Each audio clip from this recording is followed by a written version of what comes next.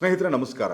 ನಾವು ಯಾವುದೇ ಕಾರ್ಯವನ್ನು ಅಥವಾ ಶುಭ ಕಾರ್ಯಗಳನ್ನು ಶುರು ಮಾಡುವ ಮುಂಚೆ ನಾವು ಮೊದಲು ಪೂಜೆ ಮಾಡುವುದು ವಿಘ್ನಗಳನ್ನು ನಿವಾರಣೆ ಮಾಡುವ ವಿಘ್ನ ವಿನಾಯಕನನ್ನು. ಹಾಗೆ ಸರ್ವ ಗಣಗಳ ಅಧಿಪತಿಯಾದ ಕಾರಣ ಆತನನ್ನು ಗಣಪತಿ ಎಂದು ಕರೆಯುತ್ತೇವೆ. ನಮ್ಮ ಫ್ರೈಡೆ ಟಾಕ್ಸ್ ಕನ್ನಡ ವೀಕ್ಷಕರಿಗೆ ಹಾಗೂ ಚಂದಾದಾರರಿಗೆ ಗಣೇಶ ಚತುರ್ಥಿಯ ಶುಭಾಶಯಗಳು. ನಮ್ಮ ಸನಾತನ ಧರ್ಮದಲ್ಲಿ ಹಬ್ಬಗಳ ಆಚರಣೆ ಒಂದು ಮೂಲ ಸ್ತಂಭವೆಂದೇ ಹೇಳಬಹುದು. ಇತ್ತೀಚೆಗೆ ಕೆಲವು ದುಷ್ಟ ಶಕ್ತಿಗಳು ಈ ಆಚರಣೆಯನ್ನು ಹಾಗೂ ಮೂಲ ಸ್ತಂಭವನ್ನೇ ಕದಡಿಸುವ ಪ್ರಯತ್ನದಲ್ಲಿದೆ. ನಮ್ಮದು ಅರ್ಥಪರ್ಥ ಇಲ್ಲದಿರುವ ಆಚರಣೆ ಹಾಗೂ ಹಬ್ಬಗಳೆಂದು ಕುಂಚಿತ ಬುದ್ಧಿಯಿಂದ ವಿಷ ಪ್ರಚಾರದಲ್ಲಿ ನಿಮಗ್ನವಾಗಿದೆ. ಸನಾತನ ಜ್ಞಾನಕ್ಕೆ ಈಗಿನ ವಿಜ್ಞಾನಕ್ಕೆ ಅವಿನಾಭಾವ ಸಂಬಂಧವಿದೆ. ನಮ್ಮ ಸನಾತನ ಆಚಾರ ವ್ಯವಹಾರಗಳಲ್ಲಿ ಹಬ್ಬಗಳಲ್ಲಿ ಅದೆಷ್ಟೋ ಸೈಂಟಿಫಿಕ್ ಪರಿಜ್ಞಾನವಿದೆ. ನಮ್ಮ ಋಷಿ ಮುನಿಗಳು ತಾವು ಕಣ್ಣು ಹಿಡಿದ ವಿಜ್ಞಾನವನ್ನು ನಮ್ಮ ಸನಾತನ ಜೀವನ ವಿಧಾನದಲ್ಲಿ ಆಚರಣೆಯಾಗಿ ಸೇರಿಸಿದ್ದಾರೆ. ನಮ್ಮ ಸನಾತನ ಧರ್ಮ ಮತವಲ್ಲ, ಅದೊಂದು ಆರೋಗ್ಯವಂತವಾದ, ಆದರ್ಶವಂತವಾದ, ಆಚರಣೀಯವಾದ,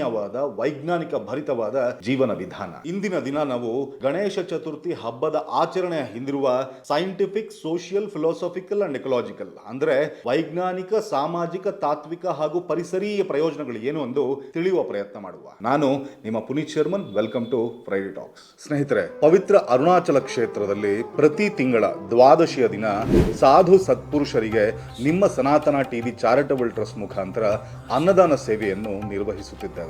ಈ ಪವಿತ್ರ ಕಾರ್ಯಕ್ಕೆ ನಿಮ್ಮ ಬೆಂಬಲವೂ ಬೇಕಿದೆ. ಹಾಗೆ ನಮ್ಮ ಸಂಸ್ಥೆ ಸೇವಾ ಕಾರ್ಯಗಳು ಹಾಗೂ ನಾವು ನಿಮ್ಮ ಮುಂದೆ ತರುವ ದೇವಾಲಯದ ವಿಡಿಯೋಗಳು, ಅದರ ಜೊತೆ ಇನ್ನೂ ಅನೇಕ ವಿಡಿಯೋಗಳು ಮಾಡಬೇಕಾದ್ರೆ ನೀವು ಸ್ಕ್ರೀನ್ ಮೇಲೆ ಕಾಣುತ್ತಿರುವ ಸ್ಕ್ಯಾನರ್ ಹಾಗೂ UPI ಐಡಿಗೆ ನಿಮಗೆ ತೋಚಿದ ಮೊತ್ತವನ್ನು ದೇಣಿಗೆಯಾಗಿ ನೀಡಿ ನಮ್ಮ ಈ ಸೇವಾ ಹಾಗೂ ಧರ್ಮ ಕಾರ್ಯಗಳನ್ನು ಮುಂದುವರಿಸಲು ಸಹಕರಿಸ್ತೀರಾ ಅಂತ ಭಾವಿಸ್ತೇನೆ. ಧನ್ಯವಾದ. ನಾವು ವಿಘ್ನೇಶ್ವರನನ್ನು ಬರೀ ಮನೆಯಲ್ಲಿ, ದೇವಾಲಯಗಳಲ್ಲೇ ಅಲ್ಲದೆ ಸಾರ್ವಜನಿಕ ಪ್ರದೇಶಗಳಲ್ಲಿ ಭಾರಿ ವಿನಾಯಕನ ವಿಗ್ರಹಗಳನ್ನು ಪ್ರತಿಷ್ಠಾಪಿಸುತ್ತೇವೆ. ವ್ಯವಹಾರಸ್ಥರು ಹಾಗೂ ಕಾರ್ಮಿಕರು ತಮ್ಮ ವ್ಯವಹಾರ ಸ್ಥಳಗಳಲ್ಲಿ ವಿಘ್ನೇಶ್ವರನನ್ನು ಸ್ಥಾಪಿಸಿ ಅಲಂಕರಿಸಿ ಪೂಜಿಸುತ್ತಾರೆ. ಪೂರ್ವ ಕಾಲದಲ್ಲಿ ಬೆಳಗಿನ ಜಾವ ಎದ್ದು ಸ್ನಾನಾದಿಗಳನ್ನು ಮುಗಿಸಿ ಹೊಸ ಬಟ್ಟೆ ಧರಿಸಿ ಗಣಪತಿಯ ವ್ರತ ಉಪಾಸನಾ ಪೂಜೆಗಳನ್ನು ಮಾಡಿ ಬಗೆ ಬಗೆಯ ನೈವೇದ್ಯಗಳನ್ನು ಸಮರ್ಪಿಸುತ್ತಿದ್ರು. ಹೀಗೆ ಭಕ್ತಿಯಾನುಸಾರ ಯಾರಿಗೆ ತೋಚಿದ ಹಾಗೆ ಅವರು ಮಾಡ್ತಿದ್ರು. ಆಲಯಗಳಲ್ಲಿ ಶಾಸ್ತ್ರೋಕ್ತವಾಗಿ ಬಗೆ ಬಗೆಯ ಮೂಲಿಕಾಬದ್ಧವಾದ ತೀರ್ಥಗಳನ್ನು, ಪ್ರಸಾದಗಳನ್ನು ನೈವೇದ್ಯಕ್ಕಿಟ್ಟು 9 ರಿಂದ 11 ದಿವಸಗಳ ಕಾಲ ಘನವಾಗಿ ಪೂಜೆ, ಭಜನೆ ಹಾಗೂ ಇನ್ನಿತರೆ ಕಾರ್ಯಕ್ರಮಗಳನ್ನು ನಿರ್ವಹಿಸುತ್ತಿದ್ರು. ಇದರಿಂದ ಬರೀ ಪುಣ್ಯವೇ ಅಲ್ಲದೆ ಅಲ್ಲಿಗೆ ಬರುವ ಭಕ್ತರಿಗೆ ಹಾಗೂ ಸಾರ್ವಜನಿಕರಿಗೆ ಪ್ರಸಾದ ಹಾಗೂ ಶಾಸ್ತ್ರ ಸೂಚಿತ ಮೂಲಿಕಾಬದ್ಧವಾದ ತೀರ್ಥವನ್ನು ಸ್ವೀಕರಿಸುವುದರಿಂದ ಆರೋಗ್ಯ ಹಾಗೂ ಸಾಮಾಜಿಕ ಐಕ್ಯತೆ ವೃದ್ಧಿಯಾಗುತ್ತಿತ್ತು. ಆಂಗ್ಲೇಯರು ನಮ್ಮನ್ನು ಪಾಲಿಸುತ್ತಿದ್ದ ಕಾಲದಲ್ಲಿ ನಮ್ಮ ದೇಶ ಪ್ರಜೆಗಳಲ್ಲಿ ಭಾವ ವಿದ್ವೇಷವನ್ನು ತೊಲಗಿಸಲು ಹಾಗೂ ನಮ್ಮ ಭಾರತೀಯ ದೇಶದ ಐಕ್ಯತೆಯನ್ನು ಸಾರಲು ಶ್ರೀ ಬಾಲಗಂಗಾಧರ ತಿಲಕ್ ಅವರು ಘನವಾಗಿ ವಿನಾಯಕ ಚೌತಿ ಸಮಾರಂಭ, ವಿನಾಯಕ ನಿಮಜ್ಜನ ಸಮಾರಂಭವನ್ನು ದೇಶ ವ್ಯಾಪ್ತಿಯಾಗಿ ಆಚರಿಸಲು ದೇಶ ಪ್ರಜೆಗಳಿಗೆ ಕರೆ ಕೊಟ್ಟಿದ್ರು. ಅದೇ ಇಂದಿನವರೆಗೂ ನಾವು ಆಚರಿಸಿಕೊಂಡು ಬಂದಿದ್ದೇವೆ. ಹಿಂದಿನ ಕಾಲದಲ್ಲಿ ಕೆರೆಯಿಂದ ತೆಗೆದ ಮಣ್ಣಲ್ಲೇ ವಿನಾಯಕನ ವಿಗ್ರಹವನ್ನು ಮಾಡುತ್ತಿದ್ದರು. ಕೆರೆಯಲ್ಲಿ ಹೆಚ್ಚು ಜೇಡಿ ಮಣ್ಣು ಶೇಖರಣೆಯಾದರೆ ಮುಂದೆ ಬರುವ ಬೇಸಿಗೆಗೆ ಹೆಚ್ಚು ನೀರನ್ನು ಶೇಖರಿಸಿಡಲಾಗದ ಕಾರಣ ಕೆರೆಯ ಮಣ್ಣನ್ನೇ ವಿಗ್ರಹಕ್ಕೆ ಬಳಸಲು ಹೇಳುತ್ತಿದ್ರು ನಮ್ಮ ಪೂರ್ವಿಕರು. ಆಗ ಕೆರೆಯು ಶುಚಿಯಾಗಿ ನೀರಿನಿಂದ ಸಮೃದ್ಧಿಯಾಗುತ್ತಿತ್ತು. ಪೂಜೆ ಉತ್ಸವಗಳ ನಂತರ ಆ ವಿಗ್ರಹವನ್ನು ಹರಿಯುವ ನೀರಿನಲ್ಲಿ ಅಥವಾ ನದಿಯಲ್ಲಿ ನಿಮಜ್ಜನೆ ಮಾಡಲು ಸೂಚಿಸುತ್ತಿದ್ರು. ಇದರಿಂದ ಹರಿಯುವ ನೀರಿನಿಂದ ಏರ್ಪಟ್ಟ ರಂಧ್ರಗಳನ್ನು ಮುಚ್ಚಿ ನದಿ ನೀರಿನ ಮಟ್ಟವನ್ನು ವಿಗ್ರಹದಲ್ಲಿರುವ ಮಣ್ಣು ಸಮತೋಲನ ಮಾಡುತ್ತಿತ್ತು. ಹಾಗೆ ಕೆರೆಯಿಂದ ತೆಗೆದ ಮಣ್ಣಿನಿಂದ ತಯಾರಿಸಿದ ವಿನಾಯಕನ ವಿಗ್ರಹವನ್ನು ಯಾವುದೇ ಕಾರಣಕ್ಕೂ ಪಟಿಷ್ಠತೆಗೆಂದು ಇಟಿಗೆ ಬಟ್ಟಿಯಲ್ಲಿ ಸುಟ್ಟಂತೆ ಸುಡುವ ಹಾಗಿರಲಿಲ್ಲ. ಕಾರಣ ಸುಟ್ಟ ಮಣ್ಣು ಹಸಿ ಮಣ್ಣಿನಂತೆ ನೀರಿನಲ್ಲಿ ಬೆರೆಯುವುದಿಲ್ಲ. ಹಾಗೆ ವಿಗ್ರಹಕ್ಕೆ ಯಾವುದೇ ರಾಸಾಯನಿಕ ಬಣ್ಣಗಳನ್ನು ಉಪಯೋಗಿಸುತ್ತಿರಲಿಲ್ಲ. ಇದರಿಂದ ಪರಿಸರ ಕಾಲುಷ್ಯವೂ ಆಗ್ತಿರಲಿಲ್ಲ.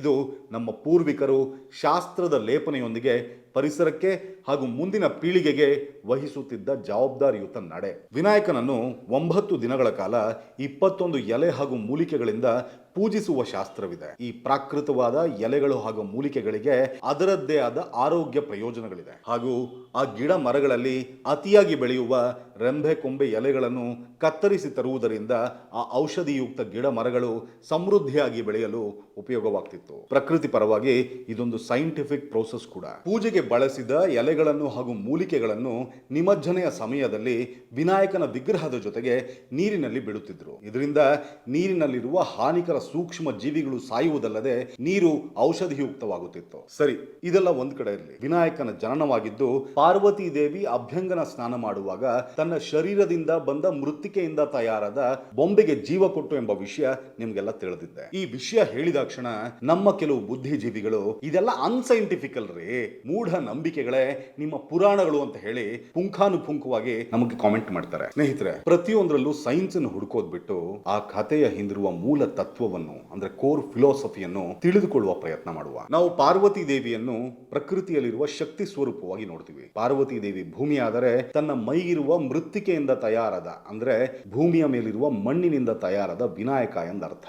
ಇದರಿಂದಲೇ ವಿನಾಯಕನ ವಿಗ್ರಹವನ್ನು ಬರೀ ಮಣ್ಣಿನಿಂದಲೇ ಮಾಡುವ ಆಚಾರ. ಈ ಆಚಾರದ ಹಿಂದೆ ಜೀವನದ ಒಂದು ಮಹತ್ ತತ್ವ ಅಡಗಿದೆ. ಈ ಜಗತ್ತಿನಲ್ಲಿ ಪ್ರತಿಯೊಂದು ಜೀವಿಯು ಮಣ್ಣಿನಿಂದಲೇ ಹುಟ್ಟಿ ಜೀವಿಸಿ ಮತ್ತೆ ಮಣ್ಣಿಗೆ ಸೇರುತ್ತದೆ. ವಿನಾಯಕನು ಮಣ್ಣಿನಿಂದಲೇ ತಯಾರಾಗಿ 9 ದಿನಗಳ ಕಾಲ ಪೂಜೆ ಪುನಸ್ಕಾರ ಉತ್ಸವ ಸಮಾರಂಭಗಳನ್ನು ಸ್ವೀಕರಿಸಿ 10ನೇ ದಿನ ಅದೇ ಮಣ್ಣಿಗೆ ಸೇರ್ತಾನೆ. ವಿನಾಯಕನ ವಿಗ್ರಹ ಮಣ್ಣಿಗೆ ಸೇರತೆ ಹೊರತು ವಿನಾಯಕನ ಅಸ್ತಿತ್ವವಲ್ಲ. ಅವನು ಯಾವಾಗ್ಲೂ ಹಾಗೆ ಇರ್ತಾನೆ. ಹಾಗೆ ಮನುಷ್ಯನ ದೇಹ ಮಣ್ಣಿಗೆ ಸೇರತೆ ಹೊರತು ಮನುಷ್ಯನ ಆತ್ಮವಲ್ಲ. ಹೇ ಜೀವಿಯೇ, ಮಣ್ಣಿನಿಂದ ಹುಟ್ಟಿದ ನೀನು ಎಷ್ಟು ಆರ್ಭಾಟದಿಂದ ಬದುಕಿದರೂ ಕಡೆಗೆ ಸೇರುವುದು ಮಣ್ಣಿಗೇನೆ. 9 ದಿನಗಳ ನಿನ್ನ ಆರ್ಭಾಟವೆಲ್ಲ ಮುಗಿದ ಮೇಲೆ ನಿನಗಿರುವ 9 ರಂಧ್ರಗಳಲ್ಲಿ ಒಂದರಿಂದ ನಿನ್ನ ಪ್ರಾಣವಾಯು ನಿನ್ನನ್ನು ಬಿಟ್ಟು ಹೋಗುತ್ತದೆ. ಈ ಮಧ್ಯೆ ನಾನು, ನನ್ನದು, ಆಸ್ತಿ ಪಾಸ್ತಿ, ಒಡವೆ, ವಸ್ತು, ಸಂಬಂಧ, ಐಶ್ವರ್ಯ ಅಂತ ಮಾಡಬಾರದ ತಪ್ಪುಗಳನ್ನೆಲ್ಲ ಮಾಡಿ ಪಾಪಾರ್ಜನೆ ಸಂಪಾದಿಸುವುದಕ್ಕಿಂತ ಒಳ್ಳೆಯ ಕೆಲಸಗಳನ್ನು ಮಾಡುತ್ತಾ ನಿನಗೆ ಹಾಗೂ ನಿನ್ನ ಸುತ್ತಲಿನ ಜನಕ್ಕೆ,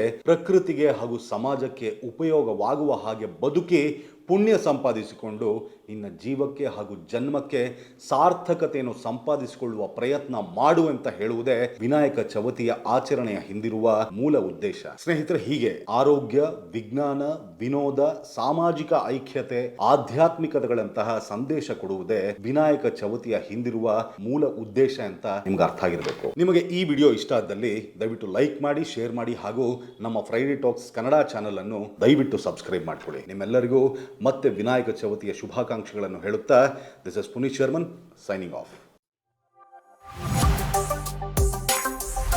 Friday Talks with Puneet Sharman.